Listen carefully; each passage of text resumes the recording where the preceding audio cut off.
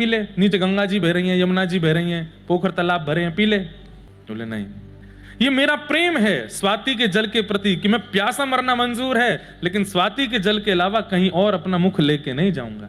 डोंगरे जी महाराज कथा में बता रहे थे कि एक बार किसी ने चातक को बाण मारा, तो जब चातक अपने डाल से गिर रहा था तो अपने पुत्र को कहता है, बेटा मैं प्राण त्याग रहा हूं, लेकिन मेरा कहा एक काम करेगा। बोले क्या? मेरा तर्पण गंगा जल से मत करना, मेरा तर्पण स्वाति के जल से ही करना, उस मेघमाला के जल से ही करना। जबकि गंगा के लिए गंगे गंगे यो ब्रूयात योजनानाम सतैरपि मुच्यते सर्व पापेभ्यो विष्णु लोकम सगच्छति। गंगा की कितनी महिमा पूरा विश्व जानता है, लेकिन उसका प्रेम स्वाति के जल से इतना होता है, वर्षा के जल से इतना होता है कि वो गंगा जल से अपना तर्पण भी नहीं कराता। श्रोताओं को भी ऐसा ही होना चाहिए। कोई लाख प्रलोभन दे दे, तुम्हारा मन शांत इससे हो जाएगा, तुम्हारा जीवन अच्छा इससे हो जाएगा, ये कर आओ वो कर आओ, कथा छोड़ो, तो आप कह दो कि मरना मंजूर है पर कथा नहीं छोड़ेंगे। हमारे जीवन की प्यास, हमारे जीवन की रुकावट, हमारे जीवन की विडंबना, हमारे जीवन के आर्त भले ही लाख चीजों से ठीक होने वाले हों, लेकिन हम तो कथा को ही आश्रित मानते हैं, उसी के आश्रय में जाएंगे। तो प्रथम प्रवर श्रोता चातक के जैसा होता है कि कथा के आगे सब पीछे। आपको कैसी कैसी बात बताएं हमको। अब जब हम नए नगर में जाते हैं तो नए नगर के आयोजक लोगों को लगता है कि यार ये तो कुछ नया हो रहा है, पर हमारे लिए हर कथा में ही ऐसा होता है। कैसे कैसे युवा आते हैं कथाओं में, हम क्या बताएं।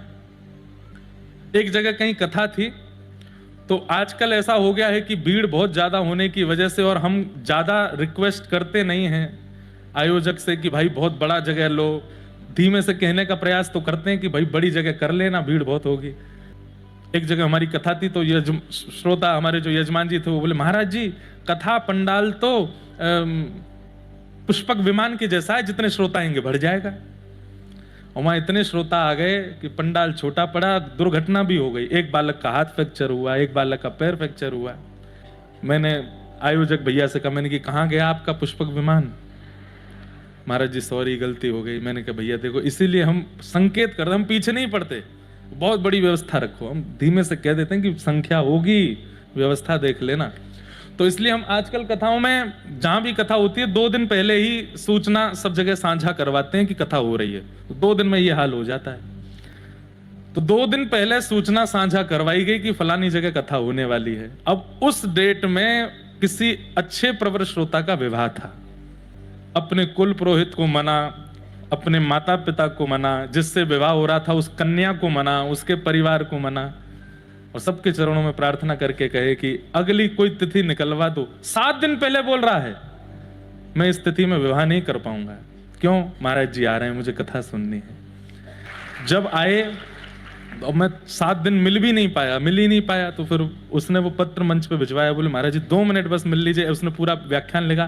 फिर उसने बताया कि महाराज जी मैंने पहले तो विवाह करने के लिए मनाया सबको, माता जी को मना, माता जी रूठ गई, पिताजी मान गए, पिताजी रूठ गए, माता जी मान गई। फिर जिससे ब्याह होना उसके माता पिता नहीं माने। 2 साल तो हमको मनाने में लगे। फिर ठाकुर जी ने ऐसी परीक्षा, आपकी कथा सुनने का भाव था, उसी डेट में आपकी कथा आ गई जिस डेट में हमारा विवाह। तो फिर महाराज जी फिर से मनाए कि इतने दिन बाद। मैंने कि अब कब की तिथि आई है? बोले महाराज जी अब तो हमारी कुंडली के अनुसार जो पुरोहित जी हैं उन्होंने 1 साल बाद की तिथि निकाली है। मैंने कहा भैया आई एम सॉरी, मेरे को दंड मत देना, लेकिन शायद इस तिथि में विवाह होता तो कुछ हो सकता है कि ठाकुर जी मंगल में नहीं होता विधान, इसलिए ठाकुर जी ने कथा करवा करके पहले दोनों को कथा सुनवाई है, अब 1 साल बाद ब्याह करना अच्छा होगा। तो कहां तक सुनेंगे आप? ऐसे ऐसे श्रोता आते हैं कथाओं में। बताइए विवाह की तिथि कोई बदलता है? लेकिन वो चातक श्रेणी के हैं, बोले विवाह बाद में कर लेंगे, पहले महाराज जी की कथा सुननी है, पहले कोई संत जन कथा में पता उनकी कथा सुननी है। तो प्रथम कथा के श्रोता का लक्षण होता है चातक। दूसरे कथा के श्रोता का लक्षण होता है सुक, यानी कि तोता।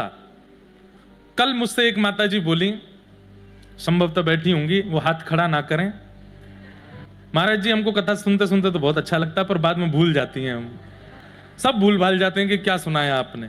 हमने उनको बहुत सीधा सा उत्तर दिया कि घड़ा पहले से भरा होगा तो कितना भी टोटी का जल भरते रहो उसमें अंदर भर नहीं सकता, क्योंकि पहले से भरा है। इसका मतलब क्या है? ऐसे कई लोग होते हैं कि वो कथा के विश्राम होते ही भूल जाते हैं कि हमने क्या सुना। इसका मतलब क्या है? क्योंकि चित्त में स्थान नहीं है, रिक्त स्थान होता है तभी तो कुछ भरा जाएगा। और वहां पहले ही इतना विषाद, इतना विवाद, इतना सांसारिक भाव भरा पड़ा है, हम जब तक उसका मार्जन नहीं करेंगे तब तक कथा प्रविष्ट कैसे होगी? इसलिए कथा में प्रारंभ में कीर्तन क्यों कराया जाता है? ताकि आप करताल बजा करके, नृत्य करके, झूम करके, बाहर से जो लेकर के आए हो उसकी विस्मृति हो, वो निकल जावे, ताकि कथा विराजे। हम सत्य बता रहे हैं, इतना भूल करके भी बैठा कीजिए कथा में कि मैं कौन हूं, तभी आपके जीवन में कथा समाहित हो सकती है। ये पता है मेरा मित्र आने वाला है, उसको मुझे यहां बैठाना है, और मैं उसकी जगह घेर के बैठा हूं, उसको इशारे करके बुलाना है। बीच कथा में जब बाहर किसी को व्यवस्था में सौंप रखा है कि जैसे ही कीर्तन होगा मैं उठ के आऊंगा, वॉशरूम के बहाने चाय तैयार रखना, 2 घूंट पी के आ जाऊंगा, ऐसे ऐसे लोग भी होते कथा में। ये सब बातें आपको याद हैं तो फिर कथा कहां से चित्त में विराजे? कथा तो तभी विराजेगी जब आपके हृदय रूपी घट को आप पूर्ण रूपेण रिक्त कर दोगे, स्वच्छ कर दो, सब निकालो।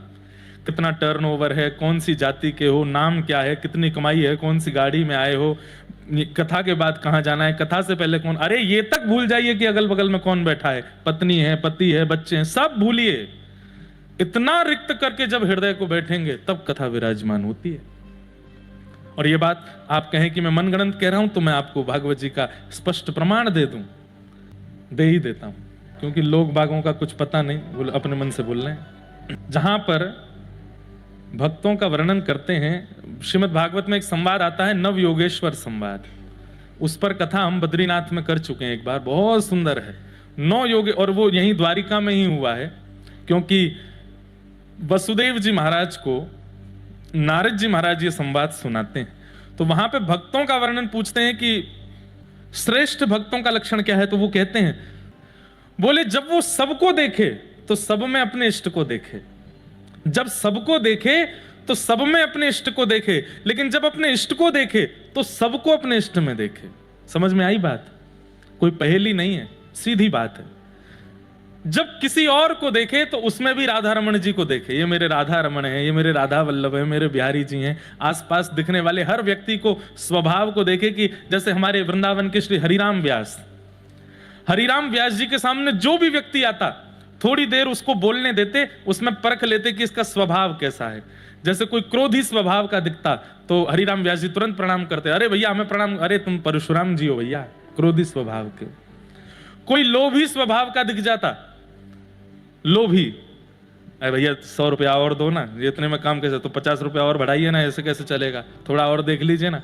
लोभी स्वभाव का, तो संसारी व्यक्ति कहता लोभी, लेकिन हरिराम व्यास जी कहते बामन भगवान है, प्रणाम करो, इसके स्वभाव से बामन भगवान है। कोई चंचल वृत्ति का है तो श्री कृष्ण है, कोई धीर गंभीर है तो श्री राम है। ऐसे श्री हरिराम व्यास जी की दृष्टि, वो सब में ठाकुर जी को देखते। तो उत्तम भागवत कौन? जो सब में भागवत ठाकुर जी को देखे, और जब ठाकुर जी को देखे तो सबको ठाकुर जी में देखे। यही मेरे माँ हैं, यही मेरे पिता हैं, यही मेरे गुरु हैं, यही मेरे बालक हैं, सर्वस्व यही है, अगल बगल कौन है मुझे नहीं पता। तो रिक्त करके बैठेंगे चित्त को तो ही कथा विराजमान हो सकती है, नहीं तो विस्मृति संभव है। तो दूसरे श्रोता का लक्षण क्या है? सुख। सुख श्रोता क्या करता है? सुनी हुई कथा को तुरंत रट करके दूसरों को सुना देता है। घर पे जाकर के सब बता दिया, आज महाराज जी ने 3:30 बजे आए, 4 बजे ये सुनाया, 4:30 ये वाला प्रसंग कह रहे थे, 5 बजे वो वाला प्रसंग सुनाया, 6 बजे ये, 7 बजे वो, सब याद है उसे। ये श्रेष्ठ श्रोता का दूसरा लक्षण, सुख की तरह सब सुना दे। श्रेष्ठ श्रोता का तीसरा लक्षण क्या है? मीन, यानी कि मछली। मछली कैसी होती है? आप मछली से जाकर के प्रार्थना करो, हे मछली रानी, पानी तो 10 रुपए का आता है, दूध 50 रुपए का आता है, चलो हम तुमको दूध में विराजमान करते हैं, वो महंगा है। पानी से निकाल के दूध में डालोगे तो क्या होगा? मर जाएगी, नहीं जीवित रह सकती। कोई लाख प्रलोभन दे दे, यहां बगल में जादूगर का कृत्य चल रहा है, उधर कोई पिक्चर लगी हुई है, यहां पे कोई संगीतकार आए हुए हैं, वहां पे कोई गायक कॉन्सर्ट चल रहा है, आदि आदि सब हो रहा है। कथा तो रोज ही सुन सकते हो, यूट्यूब पे सुन लेना, कथा रोज लोड हो जाती है। आप कहो भैया हमारे प्राण निकल जाएंगे, जीवित तो हम प्रत्यक्ष कथा सुन के ही मछली की तरह ही रह सकते हैं। मीन, ये प्रवर श्रोता का तीसरा लक्षण। और सबसे विशेष श्रोता का चौथा लक्षण होता है हंस। क्या होता है? हंस। हंस का एक बहुत विशिष्ट स्वभाव होता है, वो नीर क्षीर को अलग अलग कर देता है। पानी और दूध एक साथ मिलाकर के अगर हंस के सामने रख दिए जाएं तो हंस दूध पी जाएगा, पानी छोड़ देगा। दुनिया की कोई ताकत ये काम नहीं कर सकती कि दूध से पानी को अलग कर दे, हंस कर देता है। श्रोता कैसा होना चाहिए? आपके बड़ोदरा में अनेक वक्ता आते हैं, अनेक कथाएं होती हैं, गुजराती में भी होती हैं, हिंदी में भी होती हैं, संस्कृत में भी होती हैं। कई जगह कथा ही नहीं होती, केवल और केवल आनंद ही होता रहता है, मजाक ही चलता रहता है। सब तरीके के लोग हैं, कथा करने वाले, सुनने वाले भी। पर आपको हंस बन के जाना है। वक्ता कैसे हैं, व्यवस्था कैसी है, श्रोता कैसे हैं, इन सब का विचार नहीं करना। हंस बन करके उस कथा में दूध क्या मिला उसको ग्रहण करके आओ, पानी को छोड़ करके आओ, ऐसा बनिए। चैतन्य महाप्रभु दोनों भुजा उठा करके जब कथा में पहुंचे, एक कथा उनका नियम था, जहां कहीं भी कथा चल रही होती थी, ठाकुर जी का सत्संग चल रहा है, महाप्रभु जी का नियम था, चाहे आगे का कार्यक्रम मेरा भले ही डिले हो जाए, कथा में 2 मिनट के लिए जाते थे और सबसे पीछे जाके बैठ जाते और पीछे बैठ करके कथा बस दोनों भुजा उठा के अश्रुपात करते। कोई प्रसंग चल रहा है वो रोते ही रहते थे पूरी कथा में। एक बार किसी वक्ता की कथा में गए, वक्ता कोई बहुत विशिष्ट नहीं थे, लेकिन महाप्रभु जी रोने लगे भुजा उठा करके। तो उनके शिष्यों ने कहा, ये व्यास जी तो बड़े सामान्य से हैं, इतनी बढ़िया कथा भी नहीं कहते, आप इनकी कथा में इतने भावुक कैसे हो गए? महाप्रभु जी बोले, कथा में वो क्या कह रहे थे वो मुझे नहीं पता, पर वो जितनी बार कृष्ण बोलते थे उतनी बार लगता था श्याम सुंदर सामने आ गए। वो जितनी बार श्री राधा बोलते थे लगता था किशोरी जी सामने आ गए। उनके मुख से मैं कृष्ण ही सुनने गया था, तुम क्या सुन रहे थे वहां बैठ करके? कि वो कितने विद्वान हैं, कितने योग्य हैं, ये सब सुनने के लिए गए थे? नहीं, मैं तो केवल नाम सुनने के लिए गया था। कैसे श्रोता? श्रोता बनना भी आचार्यों से सीखिए, कैसे बना जाता है। महाप्रभु जी सबकी कथा सुनते थे। ऐसे ही बड़ोदरा में चाहे कोई वक्ता आवे, आपको अगर पता चल गया है, नहीं पता लगा तो कोई बात नहीं, लेकिन पता चल गया है कि हमारे शहर में कोई कथा हो रही है, कोई महाराज श्री पधारे हैं, आपका परिचय है नहीं है, सब बात की बात, पहुंचिए। 2 मिनट, 5 मिनट, 10 मिनट सुन करके आइए, और उस 10 मिनट में उनका परीक्षण करके मत आइएगा कि कैसे हैं, अच्छे हैं, बुरे हैं, ये हैं, वो हैं। नहीं, उस 10 मिनट में भी उन्होंने कितनी बार हरि नाम कहा है, उस हरि नाम से वृंदावन को, व्रज को स्मरण करके आओ। तो श्रोता ऐसा होता है। तो हमने महाराज जी के प्रवचन से एक बहुत सुंदर बात सीखी। बहुत लंबा प्रवचन नहीं करते हैं, छोटा करते हैं, लेकिन एक बात महाराज जी ने बहुत अच्छी कही, बोलो जीवन कैसा है। महाराज जी बोले, बोलो जीवन कैसा है, जैसा बना लो वैसा है। इतनी अच्छी बात लगी है कि आप दूसरे को आरोपित नहीं कर सकते कि इसकी वजह से मेरा जीवन ऐसा हो गया या इसकी वजह से मेरा ये काम नहीं बना। आपके अपने हाथ में अपना जीवन है, आप जैसा बना लेंगे वो वैसा बनता चला जाएगा। कई बार ऐसा होता है कि माहौल परिस्थिति के अनुसार कई लोग दुष्कर्म करने लगते हैं, लेकिन हम तब भी कहते हैं दुष्कर्म करने की संभावना सबको प्राप्त होती है, लेकिन अपने हाथ में अपना जीवन होता है तो कोई व्यक्ति दुष्कर्म कर नहीं पाता। बोलो जीवन कैसा है, जैसा बना लो वैसा। तो हमने महाराज जी से ये बात सीखी। तो इसलिए श्रोता कैसे बनो, हंस जैसे बनो, सबसे सीखो। पूरे व्रजमंडल में आनंद भयो है, क्यों? क्योंकि नंदस्त्वात्मज उत्पन्ने, नंद बाबा के लाला भयो है। अब भैया आज की कथा ब्रजभाषा में होएगी, सब लोग समझ लियो, जितनो अनुभव में आ जाए उतनो समझ लियो, ठीक है। आज कोई बाहरी चर्चा नहीं, आज तो केवल ब्रज लीला ही सुनेंगे।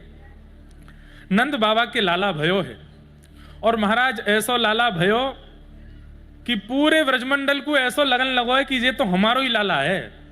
कोई के मन में भी ये भावना नहीं आ रही कि ये उनको लाला है। जैसे किसी के सुंदर बालक को देख करके हमारे मन में आती है कितना भाग्यशाली, इसका बालक कितना सुंदर है, पर नहीं, ठाकुर जी जब से प्रकट भये सबको सबको यूं लग रही अरे हमारो लाला कितना सुंदर है। सब हमारो शब्द को प्रयोग कर रहे हैं ठाकुर जी को देख करके। कोई भी नंद बाबा के लाला हैं, यशोदा के लाला हैं, ऐसा नायक कह रहे हैं।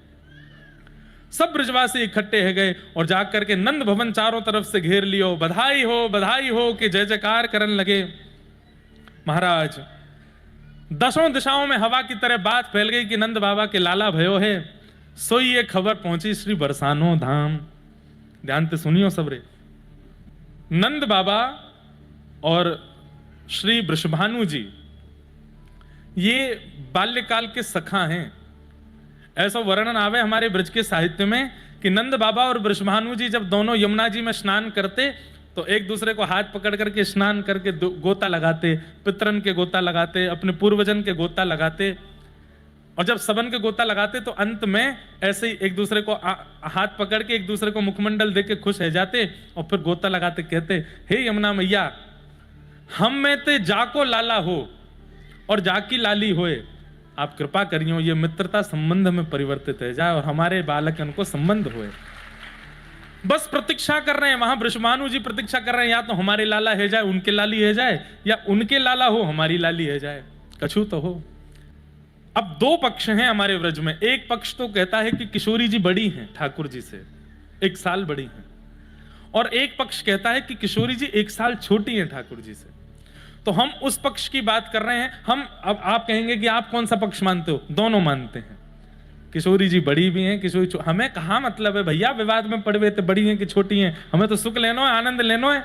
और भैया हमारे ब्रज में गाँव में हमारे माई श्यामा जू को राज, जाके अधीन सदा ही सांवरो, जाके अधीन सदा ही सांवरो, या ब्रज को सिर ताज, हमारे माई श्यामा जू को राज।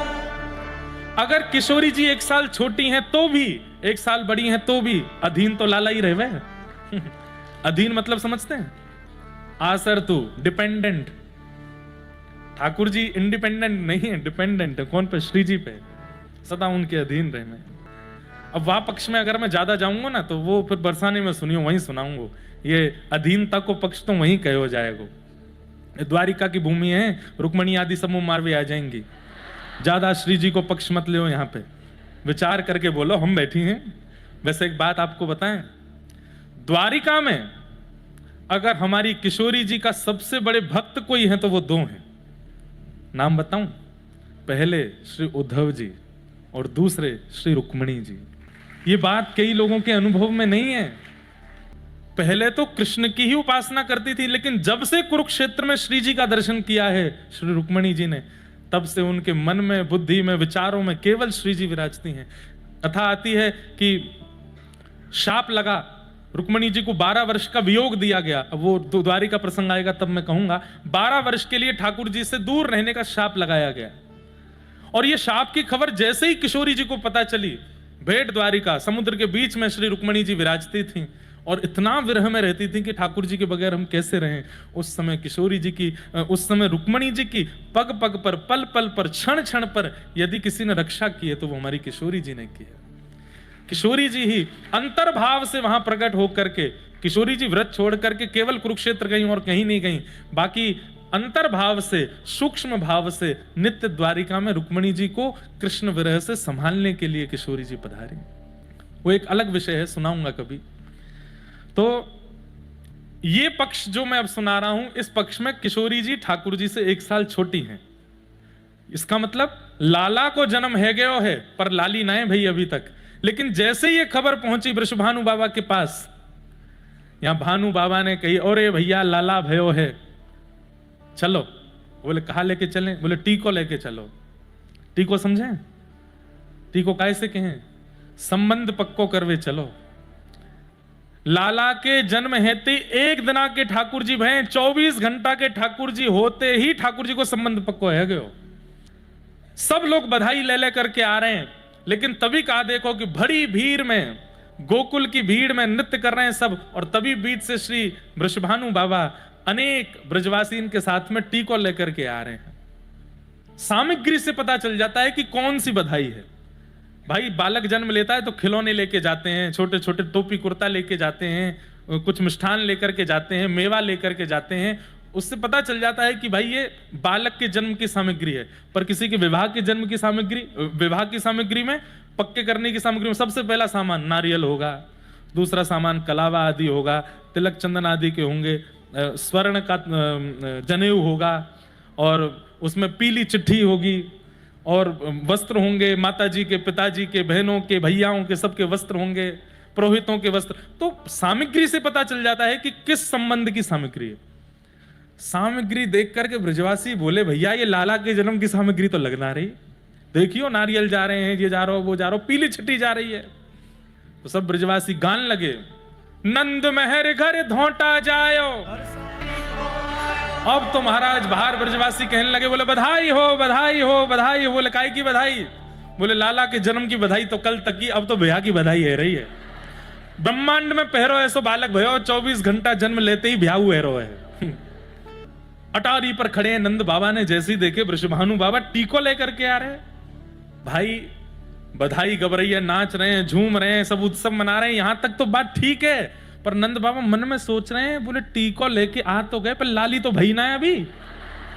मतलब दुल्हा को टीको कर रहे हैं, पक्की करवे आ गए, पर दुल्हन तो है ही ना है, अभी तक लाली तो भई ना है।